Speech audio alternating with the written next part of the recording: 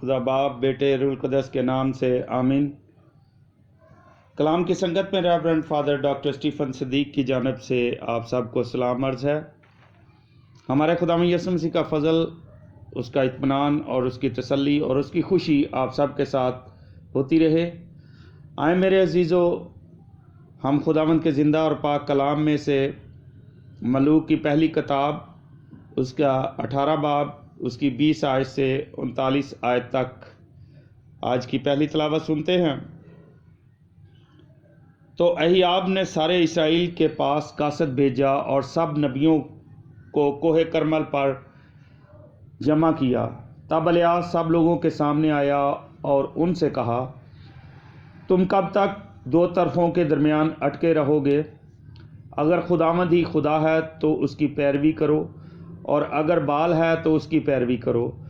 तो लोगों ने जवाब में एक कलमा भी ना कहा। तब इलियास ने लोगों से कहा, इस वक्त मैं ही अकेला खुदावंद का नबी बाकी हूँ, और ये बाल के नबी 450 आदमी हैं। पस दो बैल हमारे पास लाओ। तो वो अपने लिए एक बैल चुन लें और उसके टुकड़े करें और लकड़ियों पर उसे रखें और आग ना लगाएं। और मैं दूसरा बैल तैयार करूंगा और उसे लकड़ियों पर धरूंगा और आग नहीं रखूंगा। तब तुम अपने माबूद के नाम से पुकारो और मैं खुदावंद के नाम से पुकारूंगा, तो जो खुदा आग से जवाब दे वो ही खुदा है। तो सब लोगों ने जवाब में कहा, बहुत अच्छा। तब इलियास ने बाल के नबियों से कहा, तुम अपने लिए एक बैल चुन लो और उसे पहले तैयार करो, क्योंकि तुम बहुत हो, और अपने माबूद के नाम से पुकारो, मगर आग ना रखो। सो उन्होंने वो बैल जो उन्हें दिया गया लिया और उसे तैयार किया, और सुबह से लेकर दोपहर तक बाल के नाम से पुकारा। और वो कहते थे कि ऐ बाल, हमें जवाब दे, मगर कोई आवाज़ ना आई और ना कोई जवाब देने वाला था। और वो उस मज़बा के गिर्द जो उन्होंने बनाया कूदते थे। जब दोपहर हुई, इलियास ने उनसे ठट्ठा किया और कहा कि ऊंची आवाज़ से चलाओ, क्योंकि एक माबूद है। शायद गौर खौज कर रहा है, या मसरूफ़ होगा, या कहीं सफ़र में होगा, या शायद सो रहा है, तो जगाया जाए। तो वो बड़ी आवाज़ से चलाए और अपने दस्तूर के मुवाफिक अपने आप को तलवारों और नेज़ों से ज़ख्मी किया, यहाँ तक कि उनका खून उन पर बहने लगा। वो दोपहर ढले पर भी शाम की कुर्बानी चढ़ाने के वक़्त तक नबूवत करते रहे, मगर कोई आवाज़ ना आई और ना कोई जवाब देने वाला और ना कोई सुनने वाला था। इलियास ने सब लोगों से कहा, मेरे नज़दीक आओ। तो तमाम लोग उसके नज़दीक आए। तो उसने खुदावंद के मज़बा को जो ढाया गया था मरम्मत किया, और यकूब जिससे खुदा ने हम कलाम होकर कहा था कि तेरा नाम इसराइल होगा, इलियास ने उसके बेटों के कबीलों के शुमार के मुताबिक 12 पत्थर लिए और उन पत्थरों से खुदावंद के नाम पर मज़बा बनाया, और उसके गिर्द एक नाली बीज के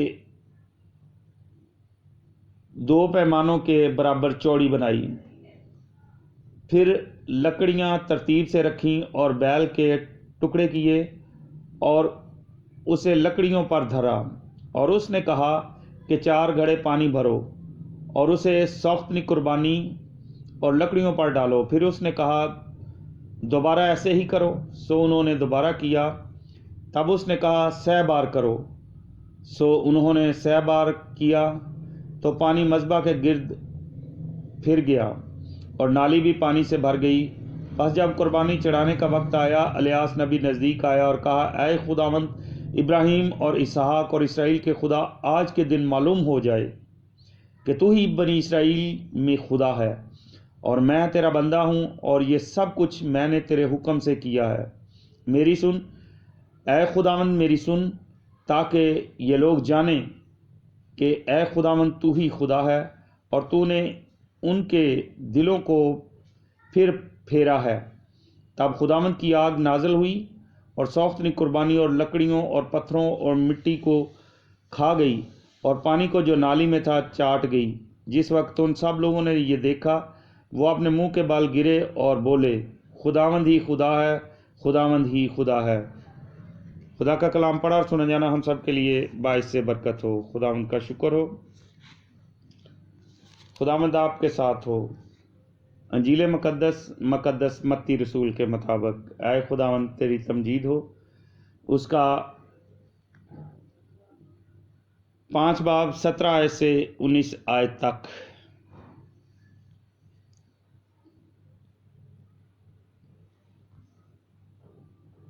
یہ خیال مت کرو کہ میں تورات یا صحائف انبیاء کو منسوخ کرنے آیا ہوں۔ منسوخ کرنے کو نہیں بلکہ پورا کرنے کو آیا ہوں، کیونکہ میں تم سے سچ کہتا ہوں کہ جب تک آسمان اور زمین ٹل نہ جائیں، شریعت کا ایک نقطہ یا ایک شوشہ ہرگز نہ ٹلے گا، جب تک سب کچھ پورا نہ ہو جائے۔ بس جو کوئی ان چھوٹے سے چھوٹے حکموں میں سے ایک کو منسوخ کرے اور ایسا ہی لوگوں کو سکھائے، وہ آسمان کی بادشاہی میں سب سے چھوٹا کہلائے گا، لیکن جو عمل کرے اور سکھائے وہی آسمان کی بادشاہی میں بڑا کہلائے گا۔ یہاں تک آج کی انجیل مقدس کے وسیلے سے ہم سب کی خطائیں معاف کی جائیں۔ اے مسیح تیری ستائش ہو۔ آئے میرے عزیزو، آج کی پہلی تلاوت پر ہم دھیان و گیان کریں۔ آیات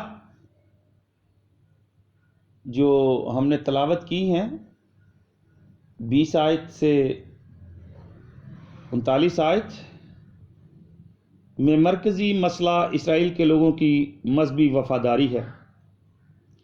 الیاس لوگوں سے 3 مرتبہ خطاب کرتا ہے اور انہیں بتدریج بال سے دور کر کے خداوند کی طرف لاتا ہے۔ اس کی لوگوں کو تقاریر کے درمیان بال کے نبیوں کی بے ثمر اور بے اثر نذرانوں اور الیاس کی کامیاب اور مؤثر قربانی کے مناظر پائے جاتے ہیں۔ الیاس لوگوں کو دوبارہ خداوند کی طرف رجوع لانے کے سفر کا پہلا قدم اٹھاتا ہے۔ وہ لوگوں کے قریب جاتا ہے اور ان پر بال کے پیروکار ہونے کا الزام لگاتا ہے۔ بال کے نبیوں کی طرح وہ کودتے ہیں، وہ بال کی طرح بالکل جواب نہیں دیتے۔ بال واقعی ان کا دیوتا ہے۔ دوسرا قدم مقابلہ کے لیے لوگوں کی رضامندی ہے۔ وہ خداوند کے نبی کی رائے کا احترام کرتے ہیں اور یوں در حقیقت ان کی گفتگو کا آغاز ہو جاتا ہے۔ الیاس نے مقابلہ کو پہلے لوگوں کے سامنے رکھنے اور ان کی رائے لینے سے بال کے نبیوں کو پیچھے چھوڑ دیا۔ جب تک وہ نبیوں سے مخاطب ہوتا ہے، ضابطے اور قوانین پہلے سے طے ہو چکے ہیں۔ بال کے نبی ساری صبح اپنے دیوتا سے التجا و پکار کرنے سے شروع کرتے ہیں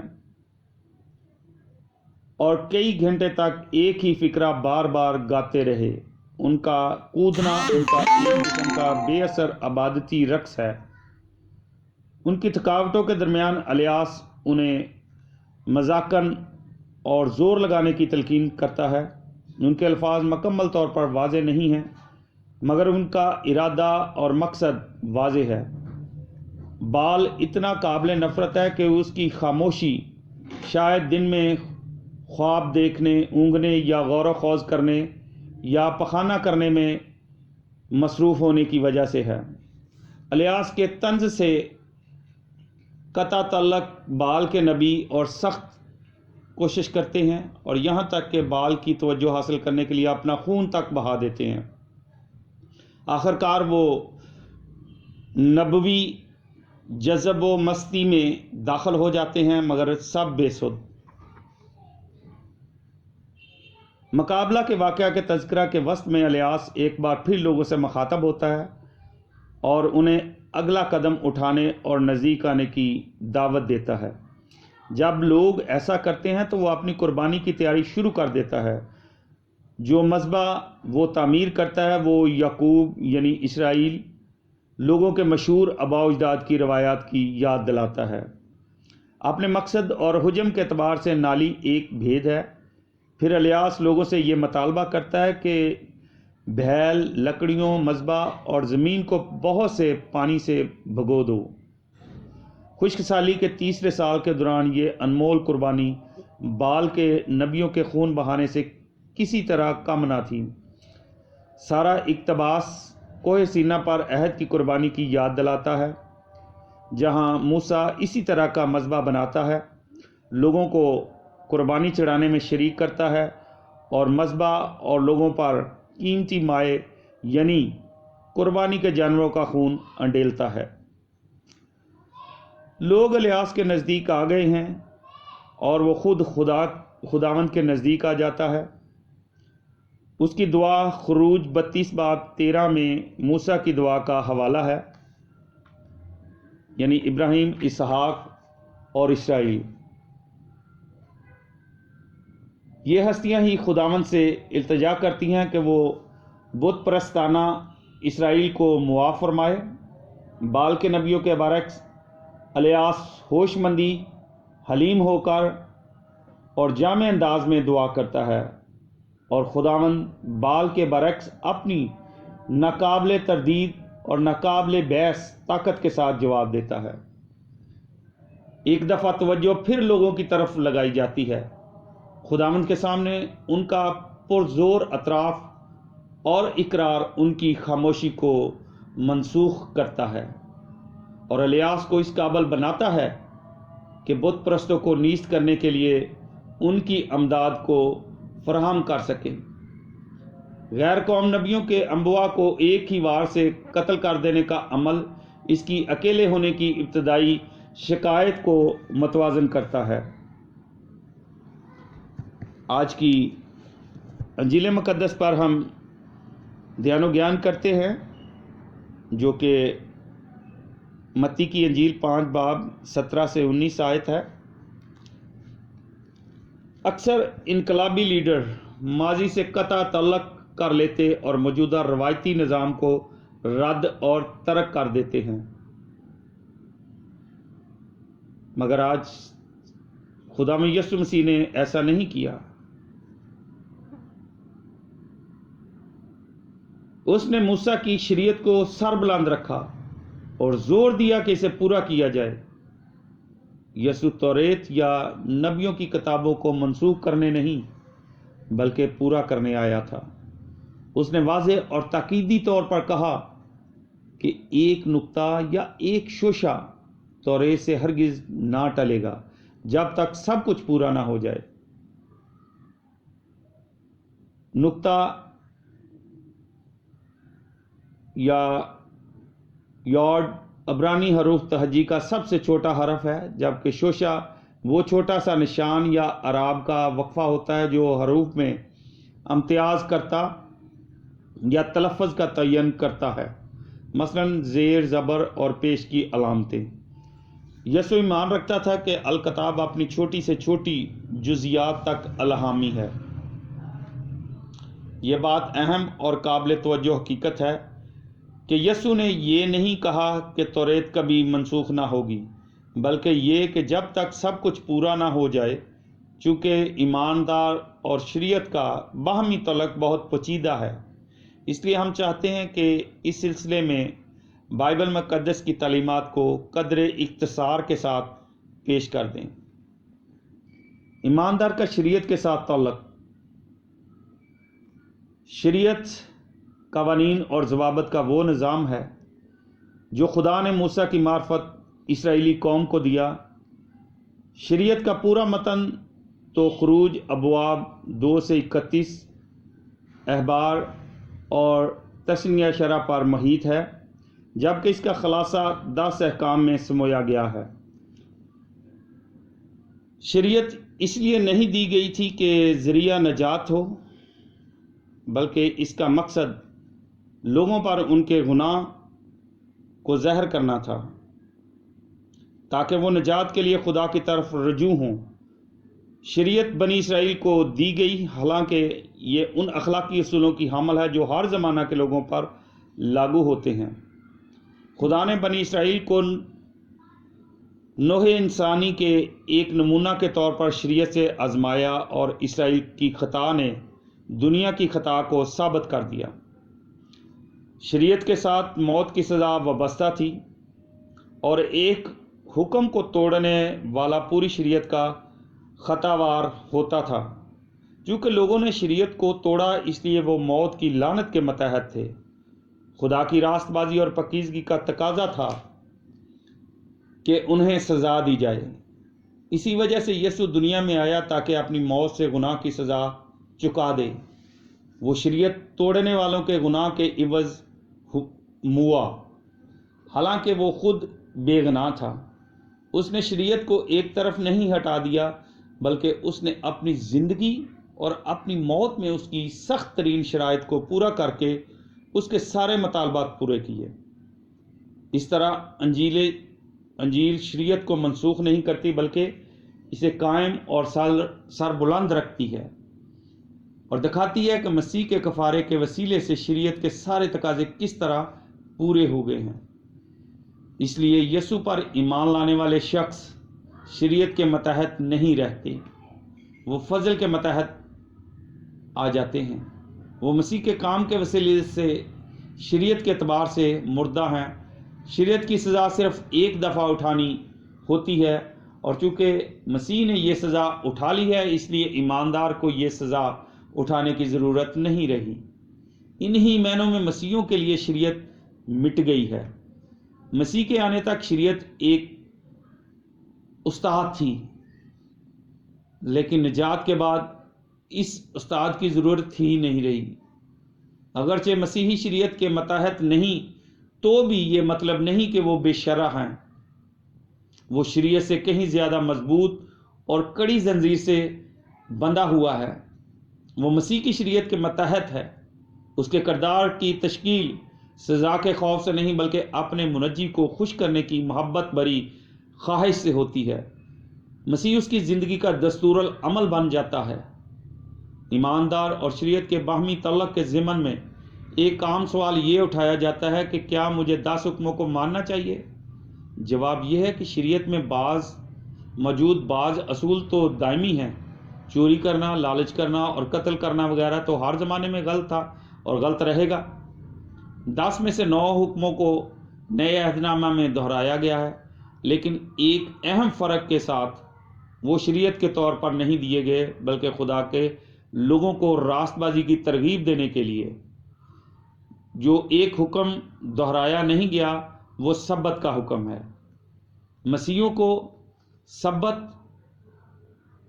یعنی ہفتے کا 7واں دن، ہفتہ یا سنیچر ماننے کی تعلیم کبھی نہیں دی گئی۔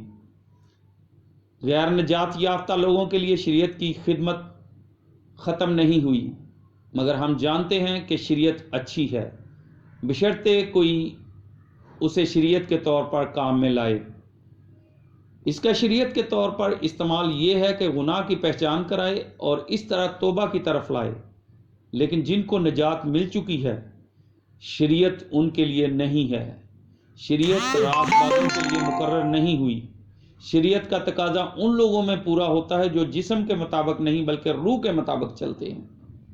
حقیقت تو یہ ہے کہ ہمارے خداوند کے پہاڑی واز کی تعلیمات میں شریعت سے کہیں بلند تر معیار مقرر کیا گیا ہے۔ مثال کے طور پر شریعت کہتی ہے کہ تو خون نہ کرنا، اور یسوع مسیح فرماتے ہیں کہ غصہ یا نفرت بھی نہ کرنا۔ چنانچہ یہ واز شریعت اور نبیوں کی تعلیم کو نہ صرف برقرار رکھتا ہے بلکہ ان کی صراحت کرتا ہے اور ان کے گہرے مضمرات کو واضح کرتا ہے۔ اب ہم پھر پہاڑی واز کی طرف آتے ہیں۔ ہم دیکھتے ہیں کہ یسوع اس بات کو دھیان میں رکھے ہوئے تھا کہ انسان فطری رجحان رکھتا ہے کہ خدا کے حکموں میں ڈھیل دے، چونکہ یہ کام اپنی نوعیت میں اتنے فوق الفطرت ہیں کہ لوگ ان کی تعویلیں کرتے ہیں اور ان کی زد سے بچنے کی کوشش کرتے ہیں۔ لیکن جو کوئی شریعت کے کسی ایک حصے کو توڑے گا اور یہی آدمیوں کو سکھائے گا، وہ آسمان کی بادشاہی میں سب سے چھوٹا کہلائے گا۔ حیرانی کی بات تو یہ ہے کہ ایسے لوگوں کو بھی بادشاہی میں داخل ہونے کی اجازت ہوگی، مگر اس بادشاہی میں داخلہ تو صرف مسیح پر ایمان لانے پر منحصر ہے۔ بادشاہی میں کسی شخص کے رتبے کا تعین اس دنیا میں اس کی فرمانبرداری اور وفاداری کے مطابق ہوگا۔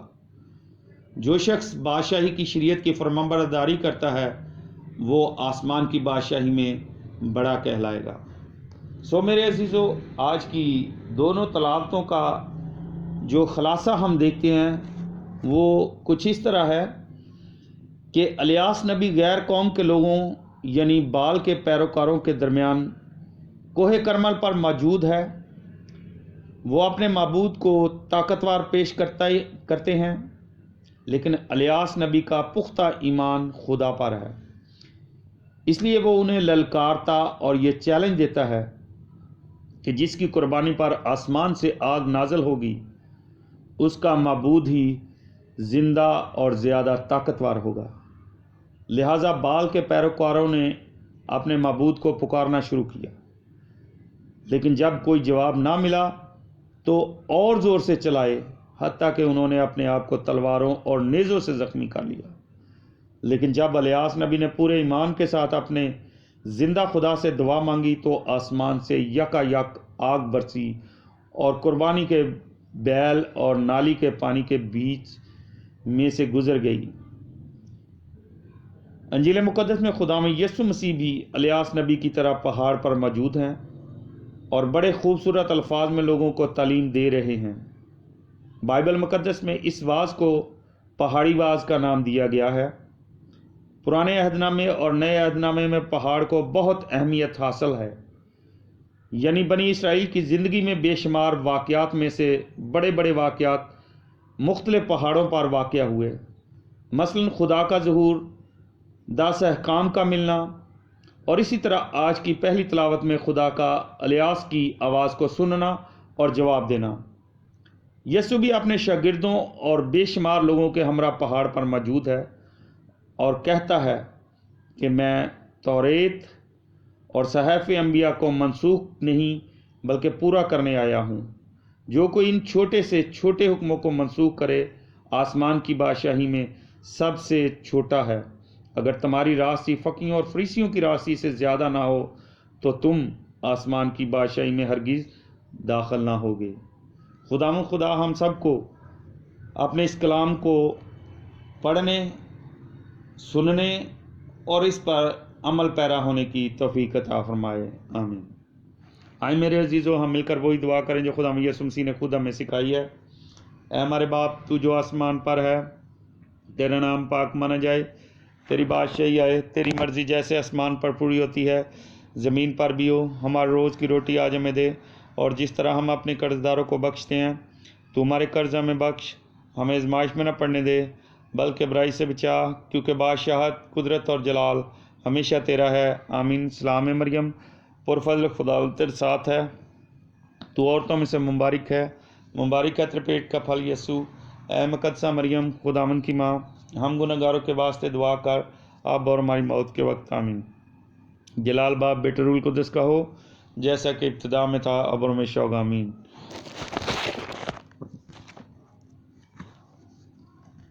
خداوند آپ کے ساتھ ہو۔ خدا کریم کی رحمت اور حفاظت میں ہم تمہیں سونپتے ہیں۔ خداوند تمہیں برکت دے اور تمہیں محفوظ رکھے۔ خداوند اپنا چہرہ تم پر جلوہ گر فرمائے اور تم پر مہربان رہے۔ خداوند اپنا چہرہ تمہاری طرف متوجہ کرے اور تم کو سلامتی بخشے اب اور ہمیشہ تک، آمین۔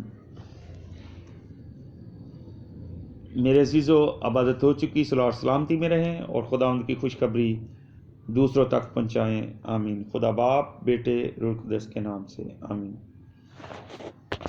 آج کی کلام کی سنگت کے آخر میں آپ سے ایک گزارش ہے، جس طرح کہ ہر کلام کی سنگت کے اینڈ میں ہم کرتے ہیں، ہمارے اس چینل کو لائک کریں، سبسکرائب کریں اگر آپ نے سبسکرائب نہیں کیا ہوا، اور اپنے عزیز و اقارب کے ساتھ شیئر کریں تاکہ خدا کا کلام ان تک اور ان کے ذریعے دوسرے لوگوں تک بھی پہنچ سکے۔ خدا ہم سب کو برکت دے اور اپنے کلام پر عمل پیرا ہونے کی توفیق عطا فرمائے، آمین۔